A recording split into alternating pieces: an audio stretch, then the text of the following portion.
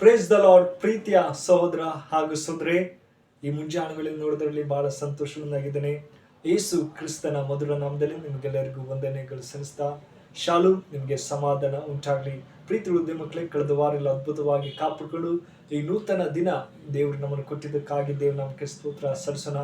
ಪ್ರೀತಿ ಉಳಿದ ಮಕ್ಕಳೇ, ಈ ದಿನ ದೇವರು ಒಳ್ಳೆ ವಾಗ್ದಾನ ಕೊಟ್ಟಿದ್ದಾರೆ. ಏನಂದ್ರೆ ನಂಬಿಕೆ ಕೆಲಸ ಮಾಡೋದ್ರಿಂದಾಗಿ. ಹೌದು ಪ್ರೀತಿ ಮಕ್ಕಳೇ, ನಾವು ನಂಬಿಕೆಯಿಂದ ಜೀವಿಸಬೇಕು. ಆತನು ಒಳ್ಳೆಯ ದೇವರು, ನಮಗೆ ಸಹಾಯ ಮಾಡುವಂತಹ ಸರ್ವಶಕ್ತನಾಗಿದ್ದಾನೆ. ಇದಕ್ಕೆ ಆಧಾರವಾಗಿ ಲೂಕನ ಬರೆದ ಸುವಾರ್ತೆ 8ನೇ ಅಧ್ಯಾಯ 43ನೇ ವಚನ ಹಿಡಿದು 48ನೇ ವಚನವರೆಗೂ ನಿಮಗಾಗಿ ಓದ್ತೀನಿ. ದಯಮಾಡಿ ನಿಮ್ಮಲ್ಲಿ ಸತ್ಯವಿದ್ದರೆ ತೆಗೆದು ಧ್ಯಾನಿಸಬೇಕೆಂಬುದಾಗಿ ನಾನು ಕೇಳಿಕೊಳ್ಳುತ್ತೇನೆ. ಅಲ್ಲಿ ಹೀಗೆ ಹೇಳ್ತದೆ, ಲೂಕನ ಬರೆದ ಸುವಾರ್ತೆ 8ನೇ ಅಧ್ಯಾಯ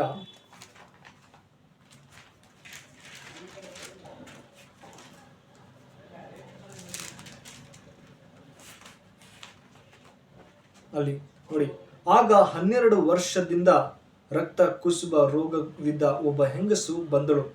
ಆಕೆಯು ಒಬ್ಬೊಬ್ಬರಿಂದಲೂ ಗುಣ ಹೊಂದಲಾರದೆ ಇದ್ದಳು. ಆಕೆಯು ಹಿಂದಿನಿಂದ ಬಂದು ಆತನ ಉಡುಪಿನ ಗೊಂಡೆಯನ್ನು ಮುಟ್ಟಿದಳು. ಮುಟ್ಟುತ್ತಲೇ ಆಕೆಗೆ ರಕ್ತ ಹರಿಯುವುದು ನಿಂತಿತು. ಆಗ ಯೇಸು, ನನ್ನನ್ನು ಮುಟ್ಟಿದವರ್ಯಾರು ಎಂದು ಕೇಳಿದನು. ಎಲ್ಲರೂ ನಾನಲ್ಲ ಅನ್ನಲು ಪೇತ್ರನು, ಗುರುವೇ, ಇಷ್ಟು ಜನರು ನಿನ್ನನ್ನು ಒತ್ತುತ್ತಾ ಇದ್ದು ಮೈ ಮೇಲೆ ಬೀಳುತ್ತಿದ್ದಾರಲ್ಲ ಅಂದನು.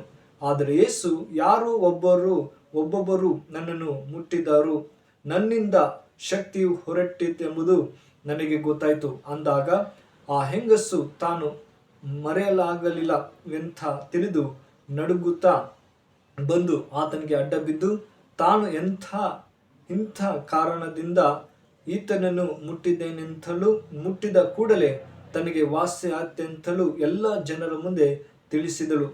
ಆತನು ಆಕೆಗೆ, ಮಗಳೇ, ನಿನ್ನ ನಂಬಿಕೆ ನಿನ್ನನ್ನು ಸ್ವಸ್ಥ ಮಾಡಿತ್ತು, ಸಮಾಧಾನದಿಂದ ಹೋಗು ಎಂದು ಹೇಳಿದ್ದನು. ಆಮೀನ್, ಹಲ್ಲೆಲೂಯಾ. ಪ್ರೀತಿ ದೇವ ಮಕ್ಕಳೇ, ದೇವವಾಕ್ಯ ಹೇಳ್ತದೆ ಅವಳು ನಂಬಿಕೆಯಿಂದ ಹೋಗು ಎಂಬುದಾಗಿ. ಆದರೆ 46ನೇ ವಾಕ್ಯ ನೋಡುವುದಾದ್ರೆ ಪ್ರೀತಿ ದೇವ ಮಕ್ಕಳೇ, ಇಲ್ಲಿ ಹೇಳ್ತಾರೆ ನೋಡಿ, ಆದರೆ ಯೇಸು, ಯಾರು ಒಬ್ಬೊಬ್ಬರು ನನ್ನನ್ನು ಮುಟ್ಟಿದರೂ ನನ್ನಿಂದ ಶಕ್ತಿ ಹೊರಟಿತ್ತು ಎಂಬುದು ನನಗೆ ಗೊತ್ತಾಯಿತು. ಆಮೀನ್. ನೋಡಿ, ನನ್ನ ಶಕ್ತಿ ಹೇಗೆ ಹೋಯಿತು ಎಂಬುದಾಗಿ ದೇವರು ನೋಡ್ತಾ ಇದ್ದಾರೆ. ಇಷ್ಟೊಂದು ಜನ ನನ್ನ ಶಕ್ತಿ ಹೇಗೆ ಯಾರು ಮುಟ್ಟಿತರು ಎಂಬುದಾಗಿ ದೇವರು ಹೇಳ್ತಾ ಇದ್ದಾರೆ. ಆದ್ರೆ ಅಲ್ಲಿ ಸ್ತ್ರೀ ನೋಡುದಾದ್ರೆ 12 ವರ್ಷದಿಂದ ರಕ್ತ ಕುಪ್ಸ್ತಾ ಇತ್ತು. ಎಂತ ವೈದ್ಯರ ಹತ್ರ ಹೋದ್ರು ಅವ್ರ ಗುಣವಾಗ್ಲಿಲ್ಲ. ಆದ್ರೆ ದೇವ್ರನ್ನ ನಾನು ಉಡುಪು ಮುಟ್ಟಿದರೆ ನಾನು ಸ್ವಸ್ಥಳಾಯ್ತೀನೆಂಬಂತ ಒಂದು ನಂಬಿಕೆ ಒಳಗಿತ್ತು. ಆದ್ರೆ ದೇವ್ರು ಹೇಳ್ತಾರೆ, ನನ್ನಲ್ಲಿದ್ದಂತ ಶಕ್ತಿ ಹೇಗೆ ಇದು ಆಗ್ತು, ಯಾರು ಮುಟ್ಟಿದ್ರು ಎಂಬುದಂತ ದೇವರು ಗಲಿಬಿಲಿ ಆಗ್ತಾರೆ.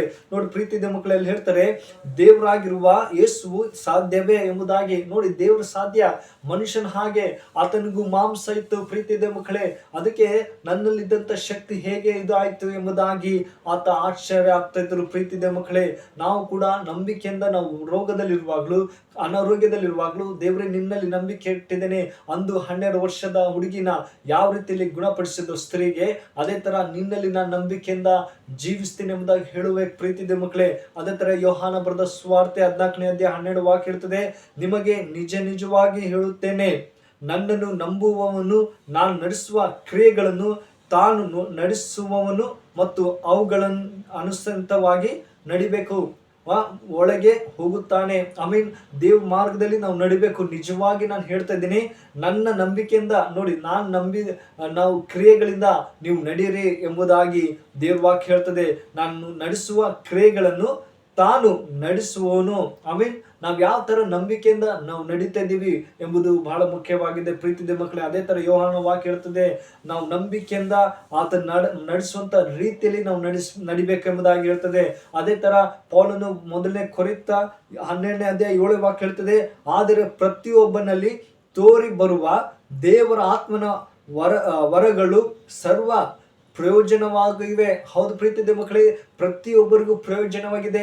ದೇವರೇ, ನಾನು ನಿನ್ನಲ್ಲಿ ನಂಬಿಕೆಯಿಂದ ಜೀವಿಸ್ತೀನಿ, ನಿನ್ನ ಆತ್ಮನಿಂದ ನನ್ನನ್ನು ನಡೆಸು ಎಂಬುದಾಗಿ ಹೇಳುವಾಗ ದೇವರು ನಿಶ್ಚಯವಾಗಿ ಸಹಾಯ ಮಾಡುವಂತಹ ಸರ್ವಶಕ್ತನಾಗಿದ್ದಾನೆ. ಪ್ರೀತಿ ಮಕ್ಕಳೇ, ನಮ್ಮ ಜೀವಿತದಲ್ಲಿ ಅದೇ ತರ ಲೂಕನ ಬರೆದ ಸುವಾರ್ತೆ 8:47 ನೋಡುವುದಾದ್ರೆ ನೋಡಿ, ಆ ಹೆಂಗಸು ತಾನು ಮರೆಯಾಗಲಿಲ್ಲ ಅಂತ ತಿಳಿದು ನಡುಗುತ್ತಾ ಬಂದು ಆತನಿಗೆ ಅಡ್ಡ ಬಿದ್ದಳು. ನೋಡಿ, ದೇವ್ರೇ ನನ್ನಿಂದ ಆಗಲಿಲ್ಲ ಎಂಬುದಾಗಿ ಅಡ್ಡ ಬಿದ್ದಳು. ನಾನೇ ನಿನ್ನನ್ನು ಮುಟ್ಟಿದ್ದೇನೆ, ನಿನ್ನಲ್ಲಿ ನಂಬಿಕೆ ಇಟ್ಟಿದ್ದೇನೆ ಎಂಬುದಾಗಿ ಒಂದು ನಂಬಿಕೆಯಿಂದ ಅದೇ ದೇವ್ರು ಹೇಳಿದ್ರು, ನಿನ್ನ ನಂಬಿಕೆ ನಿನಗೆ ಸ್ವಸ್ಥವಾಯಿತು ಎಂಬುದಾಗಿ.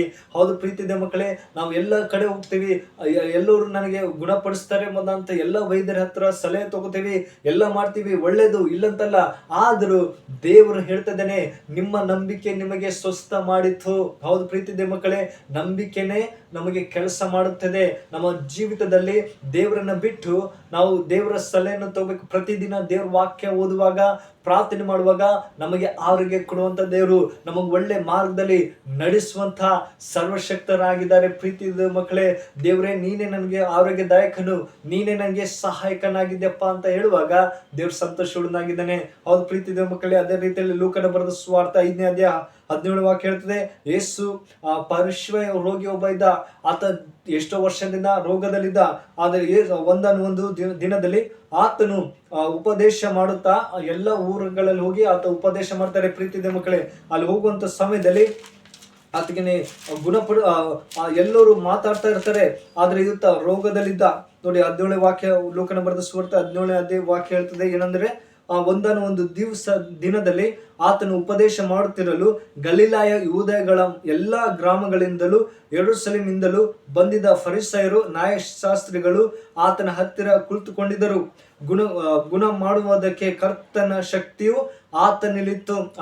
ಆ ಪಾರ್ಶ್ವರೋಗಿ, ನಿನಗೆ ನಂಬಿಕೆ ಇದ್ರೆ ನಿನ್ನ ಹಾಸಿಗೆ ಎತ್ತುಕೊಂಡು ನಡಿ, ನಿನ್ನ ಪಾಪವು ಇದಾಗಿದೆ ಎಂಬುದಾಗಿ ದೇವವಾಕ್ಯ ಹೇಳ್ತದೆ. ಹೌದು ಪ್ರೀತಿದೆ ಮಕ್ಕಳೇ, ನಾವು ನಂಬಿಕೆಯಿಂದ ಜೀವಿಸಬೇಕು. ದೇವರೇ ನೀನು ಆರೋಗ್ಯದಾಯಕನು, ನಮ್ಮನ್ನು ಗುಣಪಡಿಸುವಂತ ದೇವರು ಅಪ್ಪ. ಎಲ್ಲ ವೈದ್ಯರು ಕೈ ಬಿಟ್ಟರು, ನೀವು ಕೈ ಬಿಡಲ್ಲ ಎಂಬುದಾಗಿ ನಂಬಿದ್ದೀನಪ್ಪ. ನಿನ್ನ ಚಿತ್ತದಂತೆ ನಿನ್ನ ಒಳ್ಳೆ ಮಾರ್ಗದಲ್ಲಿ ನಮ್ಮನ್ನು ನಡೆಸುವುದಾಗಿ ಹೇಳುವಾಗ ನಿಶ್ಚಯವಾಗಿ ಸಹಾಯ ಮಾಡುವಂತ ದೇವ್. ಪ್ರೀತಿದ ಮಕ್ಕಳೇ, ಈ ವಾಕ್ಯ ನಿಮ್ಮ ಜೀವಿತದಲ್ಲಿ ಆಶೀರ್ವದಿಸಿ ಕಾಪಾಡಲಿ. ಒಂದು ದಿವಸ ಒಂದು ಫೋನ್, ಅವರು ಅಮೆರಿಕ ದೇಶದಲ್ಲಿ ಒಂದು ಕೆಲಸಕ್ಕಾಗಿ ಹೋಗ್ತಾರೆ. ಹೋಗುವಂತ ಸಮಯದಲ್ಲಿ ಅವ್ರ ತಂದೆಗೆ ಒಂದು ಫೋನ್ ಬರುತ್ತೆ. ತುಂಬಾ ಶ್ರೀಮಂತರು, ಎಲ್ಲ ವಿದ್ಯಾವಂತರು. ತಕ್ಷಣ ಅವರಿಗೆ ಫೋನ್ ಬರುತ್ತೆ, ಆಸ್ಪತ್ರೆಯಿಂದ ನಿಮ್ಮ ಮಗ ಅಡ್ಮಿಟ್ ಆಗಿದ್ದಾರೆ ಎಂಬುದಾಗಿ ಫೋನ್ ಬರುತ್ತೆ. ಅವ್ರ ಅಪ್ಪ ದುಡ್ಡು ಇದ್ದವರು, ಅವರು ಈ ದೇವರನ್ನ ನಂಬದೇ ಜೀವಿಸ್ತಾ ಇದ್ರು. ಸಡನ್ ಆಗಿ ಫೋನ್ ಬರುವಾಗ ಅವ್ರು ಎತ್ತುತ್ತಾರೆ, ಹಲೋ, ನಿಮ್ಮ ಫಾರಿನ್ ಇಂದ ನಿಮ್ಮ ಮಗನಿಗೆ ಈ ತರ ಆಕ್ಸಿಡೆಂಟ್ ಆಗಿ ಹಾಸ್ಪಿಟಲ್ ಇದ್ದಾರೆ. ಅದು ಹೇಗಾಯ್ತು ಸಾಧ್ಯ? ನಮ್ಮ ಮಗ ಓದಕ್ಕೆ ಹೋಗಿದ್ದಾರೆ, ನಮ್ಮ ಮಗ ಒಳ್ಳೆ ಕೆಲಸ ಮಾಡಕ್ಕೆ ಹೋಗಿದ್ದಾರೆ ಎಂಬುದಾಗಿ ಅಂತ ಹೇಳ್ತಾರೆ. ಆದ್ರೆ ನಿಮ್ಮ ಮಗ ಬದುಕಕ್ಕೆ ಆಗಲ್ಲ ಎಂಬುದಂತ ಒಂದು ತೀರ್ಮಾನ ಇತ್ತು. ಆದ್ರೆ ಏನ್ ಮಾಡ್ಲಿಯಪ್ಪ ಅಂತ ತಂದೆ ತಾಯಿ ಎಲ್ಲ ದುಃಖ ಪಡ್ತಾರೆ. ನಾವು ಫಾರಿನ್ಗೆ ಹೆಂಗ್ ಕಳಿಸಿದ್ದೆವು ನಮ್ಗೆ ಗೊತ್ತಿಲ್ಲ. ಆದ್ರೂ ದೇವ್ರೆ ಎಲ್ಲ ಅವ್ರ ದೇವ್ರುಗಳನ್ನೆಲ್ಲ ನಂಬಿದರು. ಆದ್ರೆ ಅವ್ರ ಪೂಜೆ ಮಾಡುವಂತ ಸಮಯದಲ್ಲೂ ಕೂಡ ಆ ದೇವ್ರು ಕೈ ಬಿಟ್ಟರು. ಆದ್ರೆ ಒಬ್ಬ ಸಾಧಾರಣ ಸೇವಕರು ಬಂದು ತನಗೆ ಕೈ ಇಟ್ಟು ಪ್ರಾರ್ಥನೆ ಮಾಡುವಾಗ ಆತನ ಗುಣ ಹೊಂದುತ್ತಾ ಇದ್ದ. ಅವಾಗ ಅವ್ರು ಆಶ್ಚರ್ಯಪಟ್ಟರು, ಅಯ್ಯೋ, ಇಂಥ ದೇವರು ನಂಬಿಕೆಯಿಂದ ಪ್ರಾರ್ಥನೆ ಮಾಡಿದರೆ ಈ ತರ ಸ್ವಸ್ಥತೆ ಆಯ್ತು ಎಂಬುದಾಗಿ ಸಂತೋಷ ಪಟ್ಟರು. ಅಯ್ಯೋ, ನನ್ನ ಮಗ 2 ಕಾಲು ಹೋದ್ರು ಕೂಡ ಆರೋಗ್ಯವಾಗಿದ್ದಾನೆ ಅಂತ ಇಂದು ಅವ್ರ ಸಾಕ್ಷಿ ಎಲ್ಲ ಕಡೆ ಹರಿತಾ ಇದೆ.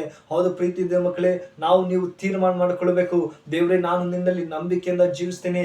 ಅಂದು 12 ವರ್ಷದ ಸ್ತ್ರೀನ ಗುಣಪಡಿಸಿದೆ, ಇಂದು ನಮಗೂ ಆರೋಗ್ಯ ಕೊಡುವಂತ ದೇವರಾಗಿದಪ್ಪ, ನಿಮ್ಗೆ ಸ್ತೋತ್ರ ಎಂದ ಹೇಳುವಾಗ ದೇವ್ರ ಸಂತೋಷವನ್ನಾಗಿದ್ದಾನೆ. ಹೌದು ಪ್ರೀತಿದೆ ಮಕ್ಕಳೇ, ಈ ವಾಕ್ಯ ನಿಮ್ಮ ಜೀವಿತದಲ್ಲಿ ಆಶೀರ್ವದಿಸಿ ಕಾಪಾಡಲಿ.